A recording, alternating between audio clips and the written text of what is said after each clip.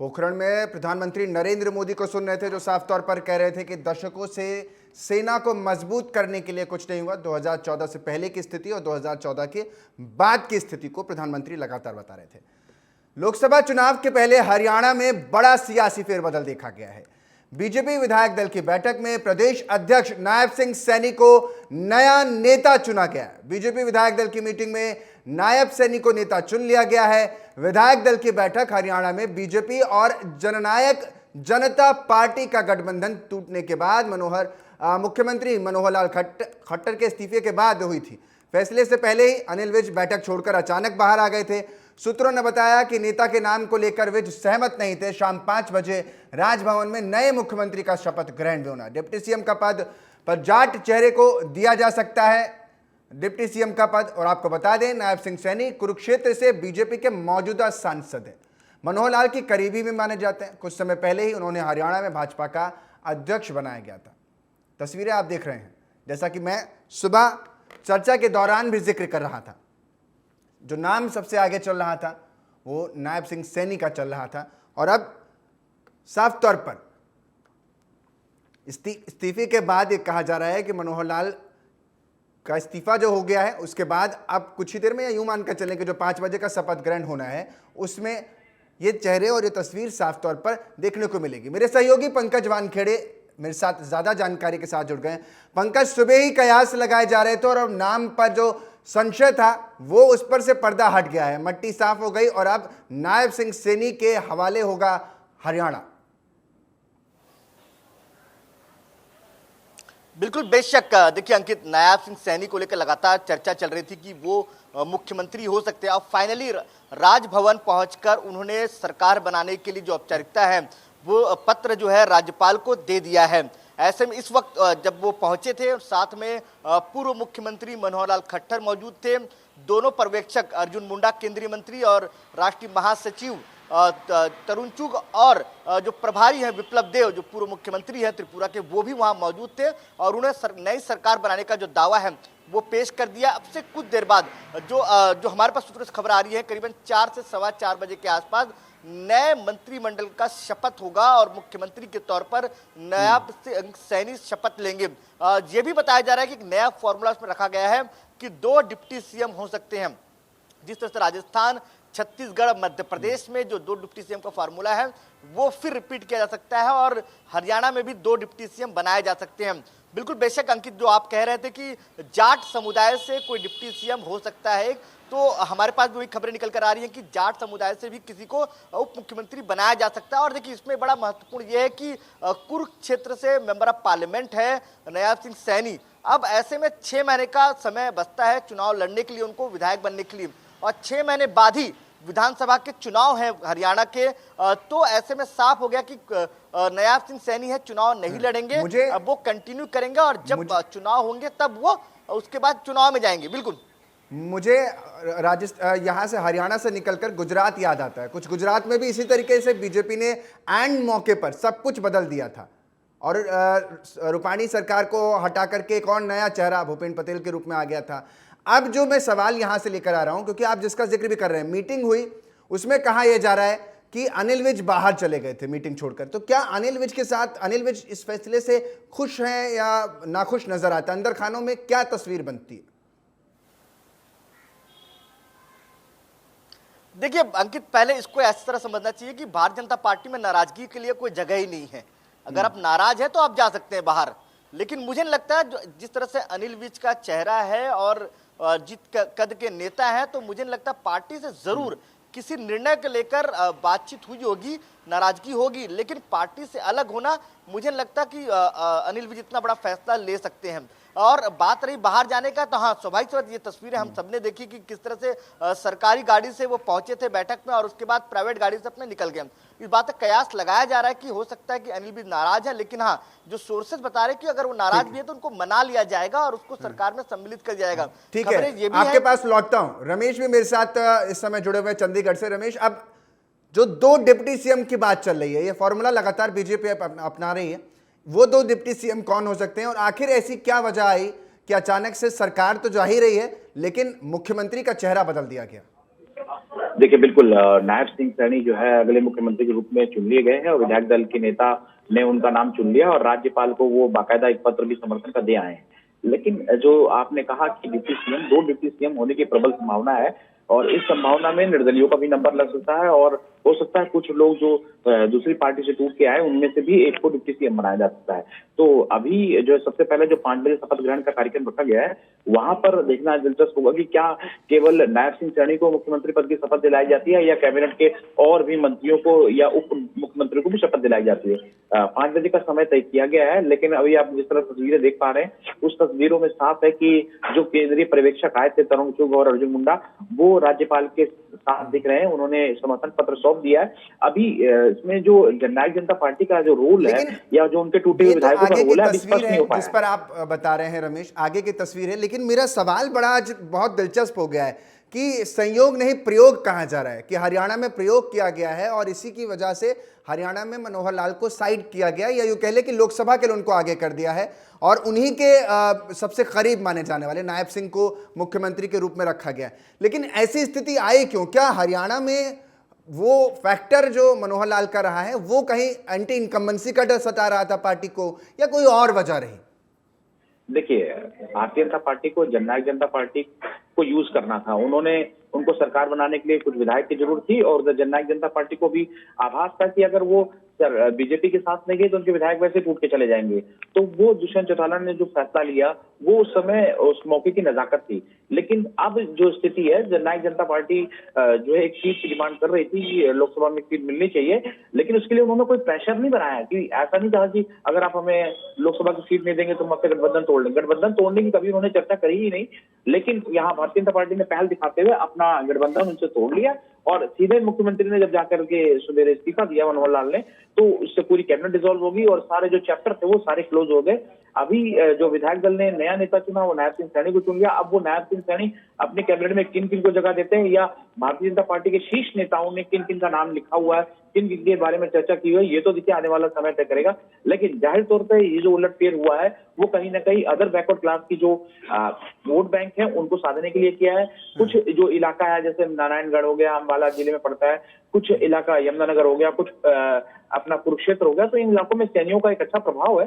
तो देखना दिलचस्प होगा कि सैनी मुख्यमंत्री बनाए जाने से वाकई कितने लोग जो है इनके साथ जुड़ते हैं। नहीं तो अब तक ये कहा जाता था कि पंजाबियों की सरकार है और जॉट नॉन जॉट के जो राजनीति करते हैं उनको लेकर के कुरुक्षेत्र, मुझे ये याद आता है, कुरुक्षेत्र हो गया, करनाल, अंबाला, ये सारे जो क्षेत्र हैं, कहा जाता है कि ये लोग गैर जाट वोट पर ज्यादा फोकस रहा है, तो इसलिए इनका नाम ज्यादा आगे रखा गया कि गैर जाट को अगर बनाना है तो नायब सिंह सैनी को बना दिया जाए। नहीं, इसमें 2 चीजें भी देखनी होगी, दिलचस्प होगा।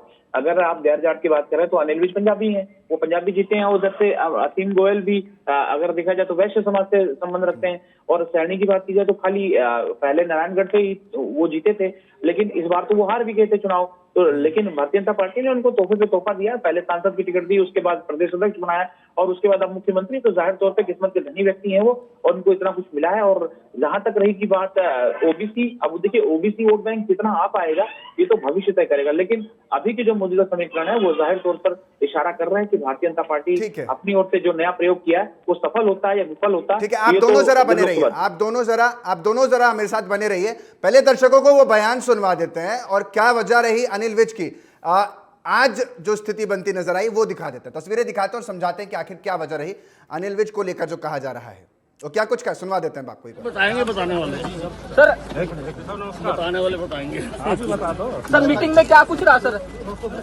सर मीटिंग में क्या कुछ रहा सर? मीटिंग में क्या कुछ रहा सर? अरे वो बताएंगे ना, जो दिल्ली से आए हुए हैं वो बताएंगे ना, वो बताएंगे। खुश नहीं नजर आ रहे तस्वीरों में रमेश जी, मुझे विज जी खुश नजर नहीं आ रहे रमेश। तो अब ये तो मान कर चला जाए कि हाँ, अंदर खानों में जो मीटिंग हुई उसमें कुछ अनिल विज के लिए सही नहीं लगा या इस फैसले से वो सहमत नहीं हुए। बात करें अनिल विज की तो वो बड़े पुराने नेता हैं और भारतीय जनता पार्टी में बहुत वर्षों से रहे हैं। पुराने नेता हैं हरियाणा के, तभी मैं कह रहा हूँ क्योंकि इससे पहले भी सरकार में उनको ही अचानक से जब उनका विरोध झेलने को मिला था, उन्होंने कह दिया था कि नहीं मैं सरकार में नहीं रहूंगा, तब पार्टी ने उनको बड़ा पद दिया और गृह मंत्रालय का पद वहां पर दे दिया, गृह मंत्री बना दिया था। देखिए 2 चीजें हैं, वो अपनी अलग टाइप की राजनीति करते हैं। वो समाज से जुड़े हुए मुद्दों को लेकर के ही हमेशा बोलते नजर आए हैं। और पीछे भी जब उनके पास गृह विभाग था तो आपने देखा होगा तमाम लोग उनके घर जाते थे उनकी अपनी समस्याओं को लेकर के, तो वो हमेशा कहते आते थे कि मैं जनता के लिए जीता हूँ, जनता के लिए ही काम करता हूँ। और जाहिर तौर पर कभी भी उन्होंने दबाव की राजनीति की नहीं। इससे पहले भी कई बार स्वास्थ्य विभाग को लेकर के उनके साथ खींचातानी हुई, उन्होंने 3 महीने बिल्कुल काम नहीं किया। और अब की स्थिति है कि जब उन सीआईडी की डिमांड करते, सीआईडी को लेकर के बड़ा खींचातानी हुई, तो अनिल विज अपने तरीके से एक अलग टाइप के मंत्री हैं, वो अपने अलग तरीके से जीते हैं। और जब उनको पता लगा कि इनके ऊपर जो है किसी और को बिठाया जा रहा है, मुख्यमंत्री से शायद इसलिए वो नाराज थे और इसलिए वो चले गए मीटिंग छोड़ करके।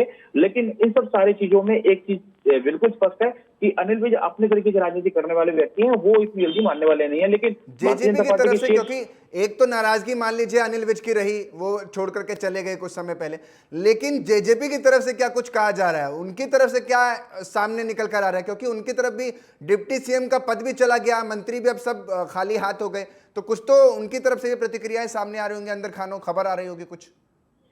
देखिए, उनको आभास है कि उनके 3-4 विधायक जो है मिनिमम जा ही सकते हैं। 5 विधायक तो उनकी मीटिंग में पहुंचे ही नहीं, तो 5 के तो जाने की प्रबल संभावना है। और सबसे बड़ी बात है कि अगर आप पूर्व के समय देखें, देवेंद्र बबली हमेशा से मुख्यमंत्री मनोहर लाल की तारीफ करते नजर आते थे, तो उनका भी जाना लगभग तय है। और एक राम कुमार गौतम जो विधायक है, वो हमेशा, अभी पीछे सदन में भी आपने देखा होगा, सीधे उनकी तीखी तकरार भी हुई शब्दों में, और उन्होंने दुष्यंत चौटाला को इतना कहा कि आप इस्तीफा दीजिए। तो ये माना जा रहा है कि 4-5 विधायक तो टूट के आने ही आने हैं इनके पास। तो स्थिति इनके पास बहुमत के आंकड़े बहुत है, कोई दिक्कत नहीं। ठीक है रमेश, आप दोनों का, रमेश और पंकज, आप दोनों का बहुत बहुत शुक्रिया। सत्ता का, कई बार सत्ता का सुख पाने के लिए लोग अपने साथी को भी छोड़ देते हैं, और ये कहीं छुपा नहीं हो, शायद यही वजह है कि नेता एक के बाद एक चीजें करते नजर आते हैं, पार्टियों का दामन छोड़ करके केंद्र की जो सरकार होती है, या यूं कह लें जो केंद्र में सरकार बनने वाली होती है, उसकी तरफ बढ़ जाते हैं। अगली खबर की तरफ लिए चलते हैं। सीएए के तहत नागरिकता के लिए पोर्टल लॉन्च हो गया है। गृह मंत्रालय ने वेब पोर्टल लॉन्च किया है। नागरिकता के लिए पोर्टल पर अब कर सकते हैं आवेदन। बड़ी जानकारी आपको दे रहे हैं, यानी सीएए के लिए अब आपको आवेदन अगर करना है तो आप उस पोर्टल के जरिए आवेदन कर सकते हैं। यानी पोर्टल लॉन्च कर दिया गया है। इस पोर्टल के जरिए सीएए के लिए, यानी सिटीजन अमेंडमेंट एक्ट के लिए, आप आसानी से आवेदन कर सकते हैं। वे लोग जो लगातार 3 देशों से, अफगानिस्तान, पाकिस्तान से आए हैं, बांग्लादेश, अफगानिस्तान, पाकिस्तान से जो लोग भारत में शरणार्थी बनकर आए, कहा जाता है, एक आंकड़ा मैं आपको दे रहा हूं, 33,000 से ज्यादा लोग हैं जो 2014 तक भारत में प्रवेश कर चुके हैं। एजेंसियों के मुताबिक ये आंकड़ा मैं आपको दे रहा हूं, तो वो लोग अब इसमें आवेदन कर सकते हैं ऑनलाइन माध्यम से। उसके लिए पोर्टल जो है सरकार ने लॉन्च कर दिया। पंकज वानखेड़े मेरे साथ ज्यादा जानकारी के साथ जुड़ गए हैं। पंकज, पोर्टल भी लॉन्च कर दिया है सरकार ने, और दूसरी तरफ मैं और भी प्रदेशों का बयान पढ़ रहा था कि वो लोग कह रहे हैं कि हमारे स्टेट में तो हम लाने नहीं देंगे सीए।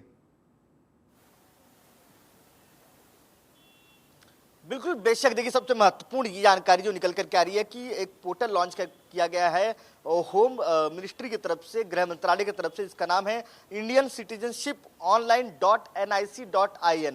इस पे जो भी लोग हैं जो दिसंबर 2014 से पहले भारत आ चुके हैं, बांग्लादेश, अफगानिस्तान, पाकिस्तान से, जो हिंदू, सिख, ईसाई, पारसी, जैन, बौद्ध इन धर्मों से ताल्लुक रखते हैं और जो भारत आ चुके हैं, वे तमाम लोग अपनी नागरिकता के लिए इसमें रजिस्ट्रेशन कर सकते हैं।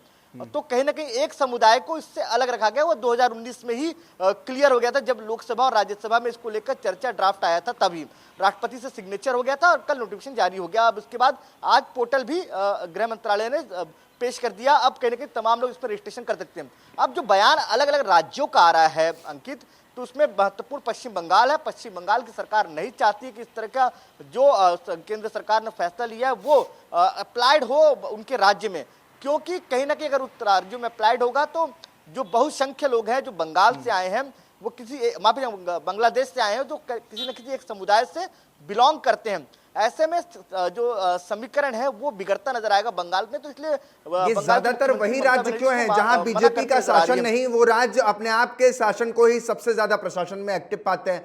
तमिलनाडु के भी सीएम कह रहे हैं कि हमारे यहाँ ये लागू नहीं होगा, केरल पहले ही मना है। अब पश्चिम बंगाल में भी ममता बनर्जी ने कल ही प्रेस कॉन्फ्रेंस करके कह दिया था कि हम पहले विचार करेंगे, देखेंगे। तो ये राज्य ऑटोमेटिकली खुद ही बाहर हो जाते हैं। और उसके अलावा कई राज्य ऐसे भी हैं जहां पर संविधान की 6ठी सूची लागू होती है, अरुणाचल प्रदेश, असम जैसे, तो वहां तो ये ऑलरेडी नहीं जाने वाला।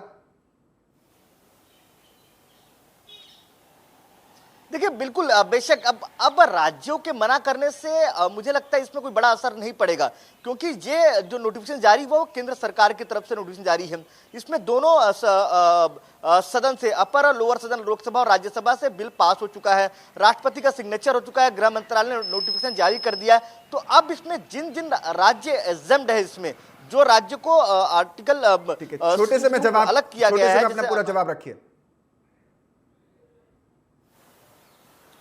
बिल्कुल बेशक, तो उन राज्यों को अलग कर दिया। तो जो राज्य पश्चिम बंगाल, तमिलनाडु, केरला और जैसे जो बीजेपी के विरोध वाले जो राज्य, जो जहां पे बीजेपी शासित राज्य नहीं है, वहां के मुख्यमंत्री इसको मना करते नजर आते हैं, लेकिन उसका खासा असर देखने को नहीं मिलेगा। ठीक है, बहुत बहुत शुक्रिया पंकज तमाम जानकारी के लिए।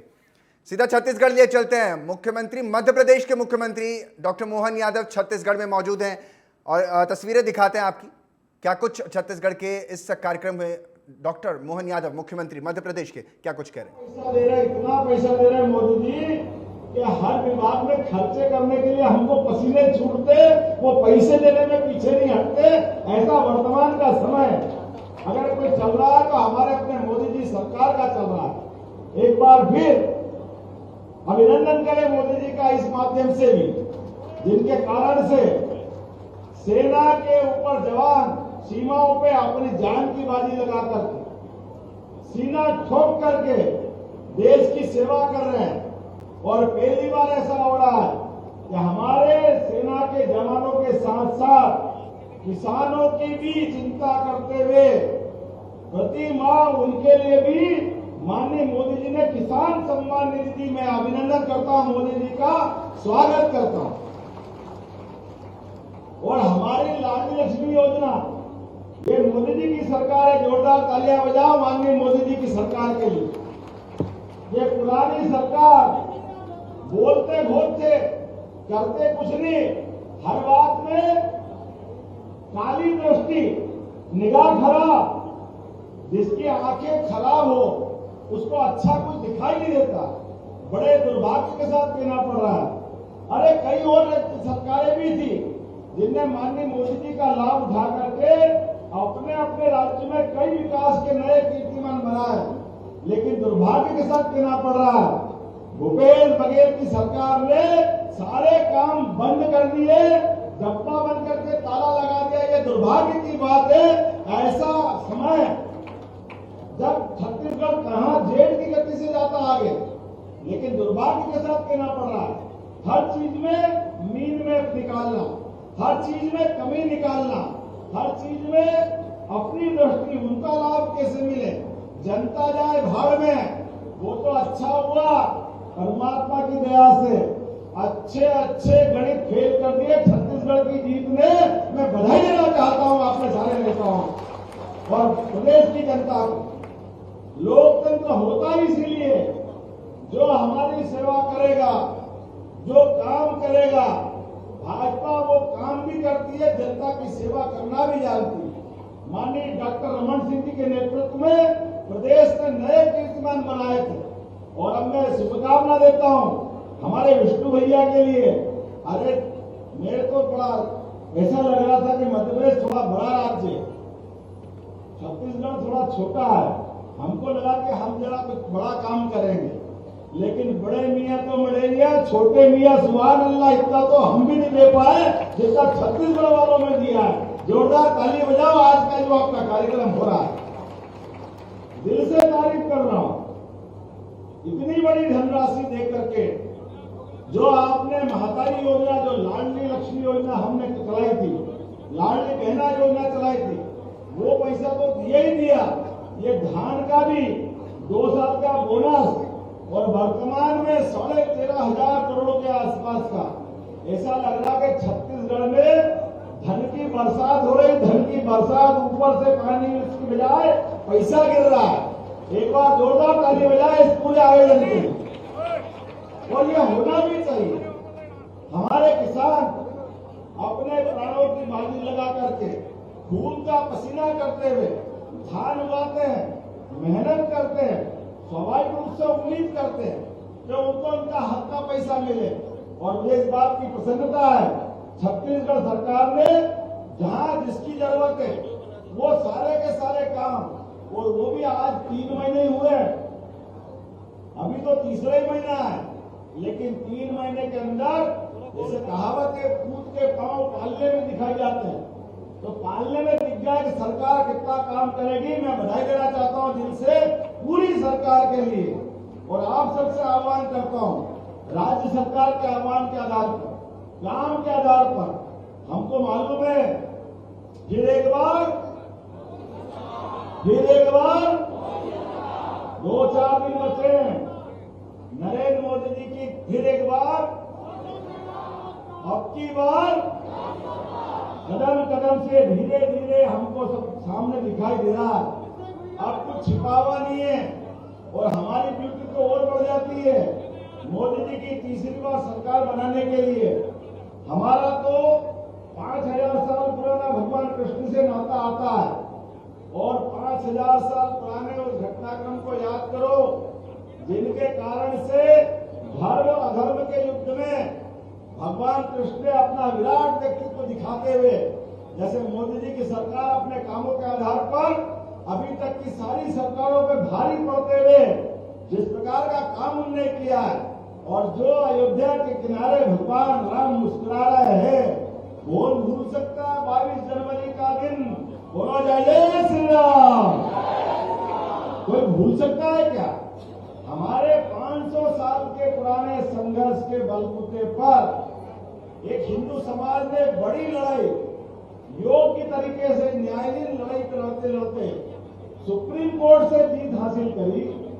ऐसे सुप्रीम कोर्ट से जीत हासिल करने के बाद भी हमारा तो बड़ा मन था, शिलान्यास में बुलाया, लेकिन ये तो वो लोग थे जिन्होंने भगवान राम के उस जन्म स्थान पे प्रश्न उठाए, भगवान के जन्म पर प्रश्न उठाए, हिंदुओं को लगातार अपमानित किया, और अपमानित करने के लिए उनने सारी सीमा तो तब तोड़ दी जब शिलान्यास के बाद लोकार्पण का मौका मिला। अरे भैया, हम सब भारतीय सनातन संस्कृति के मानने वाले, हम सबको प्रणाम करते हैं। हमारा किसान तो इतना उदार है कि अपने खेत की खड़ी फसल में कोई पड़ोस से भी जाए और 2 डाल कुछ सामान लेना चाहे तो पैसे नहीं लेता, उसको सम्मान से खाने पीने दे देता है। हमने तो केवल निमंत्रण में बुलाया था, वो राम मंदिर जिसके लिए हिंदुओं ने अपनी शहादत दी, अपने आप का बलिदान कर दिया, लेकिन भगवान के राम की प्रतिष्ठा का निमंत्रण भी बुलाया था कांग्रेस वालों को कि आपके सारे पाप माफ, कोई बात नहीं, अब भगवान की प्राण प्रतिष्ठा हो रही, अब तो आ जाओ। उन्होंने कहा नहीं, और देखो बेशर्मी की हद, आने का निमंत्रण किसी को भी दो तो वो आए नहीं आए, मुंह पे तो मना नहीं करता, ठुकराता तो नहीं है, लेकिन ये अभागे भगवान राम का निमंत्रण भी बाकायदा प्रेस नोट जारी करके, इलेक्ट्रॉनिक मीडिया पे समाचार दे करके कह रहा है कि हम नहीं आएंगे, हम निमंत्रण ठुकराते हैं। इतना दुर्भाग्य है, भगवान राम का निमंत्रण ठुकराओगे। अरे जनता जानती है लोकतंत्र में सबसे बड़ी भगवान जनता होती है। आपने उनका अपमान किया है, जनता माफ नहीं करेगी। अब जनता आपको ठुकरा करके वहीं पहुंचाएगी जहां आपकी जगह। बड़े दुर्भाग्य के साथ कहना पड़ रहा है। अरे हमारी सरकार बनती तो बाबा महाकाल का महालोक बनता है, हमारी सरकार बनती है तो केदारनाथ में आनंद आता है, हमारी सरकार बनती है तो अयोध्या से अरब तक भगवान के मंदिर के शिखर आसमान से बात करते हैं। हमारी सरकार। फिलहाल रुक रहे हैं छोटे से ब्रेक के लिए, आप बने रहे हमारे साथ, देखते रहे TV 27 न्यूज।